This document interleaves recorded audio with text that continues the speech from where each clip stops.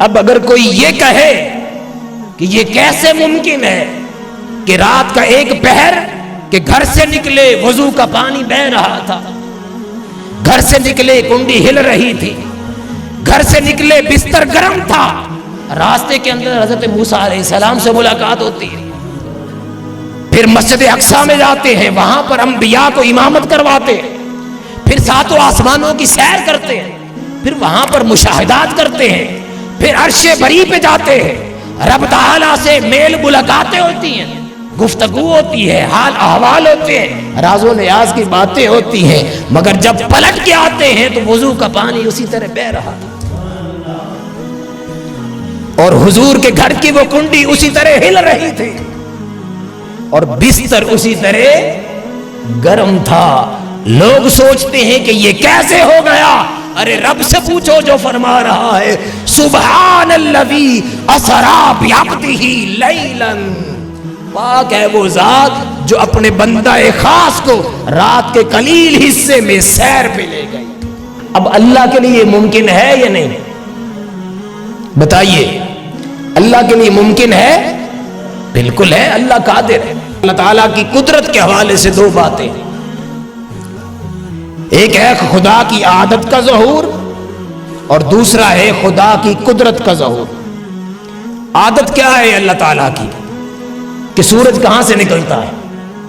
مشرق سے، اور غروب کہاں ہوتا ہے؟ مغرب۔ یہ اللہ کی عادت ہے۔ کیا ہے؟ اللہ کی عادت ہے، اس کے برخلاف نہیں ہوتا۔ سورج ہمیشہ مشرق سے نکلتا ہے اور کہاں غروب ہوتا ہے؟ مغرب۔ اولاد کس سے پیدا ہوتی ہے؟ ماں باپ کے ملاب سے۔ یہ اللہ کی عادت ہے۔ تو کیا اللہ ماں باپ کے بغیر کسی کو پیدا نہیں کر سکتا؟ تو بغیر باپ کے پیدا ہو جانا یہ اللہ کی عادت نہیں، اللہ کی قدرت ہے۔ اللہ کی قدرت ہے۔ سورج ہمیشہ مشرق سے نکلتا ہے اور اگر اللہ حکم کر دے کہ یہ مغرب سے نکلے اور مشرق میں غروب ہو جائے تو کیا ممکن ہے یا نہیں؟ اللہ کی عادت میں ممکن نہیں، مگر اللہ اگر اپنی قدرت دکھائے تو یہ ممکن ہے۔ ایک وقت تھا دنیا کہتی تھی کہ فضا کا سفر ناممکن ہے، پھر سائنس نے ترقی کی، خلا کے اندر اس نے اپنے سیارے پھینک دیے تو انسان فضاؤں کو چھونے لگا، یہاں جہاز پہ بیٹھتا ہے اور فضا کے اندر وہ سیر کرتا ہے۔ ایک وقت تھا کہ ممکن نہیں، مگر وقت آیا کہ یہ ممکن ہو گیا۔ انسان نے ترقی کی، سائنس کے اندر ترقی کی، طب کے اندر انسان نے ترقی کی، پھر وقت آیا کہ انسان آبی ذخائر نکالنے لگا، معدنیات نکالنے لگا۔ زمین سے فضا کا سفر کروڑوں نوری سال کا ہے۔ کتنا سفر ہے؟ کروڑوں نوری سال کا۔ مگر ہم دیکھتے ہیں کہ جب 1969 کے اندر پہلا خلائی سفر ہوا، امریکی خلائی ادارے نے جب اپنے پہلے خلاباز بھیجے چاند پر، 3 آدمی گئے اور 2 دن وہاں رہے اور وہاں سے بھی جا کر وہ مٹی لائے، تو پہلے ممکن نہ تھا مگر ممکن ہو گیا۔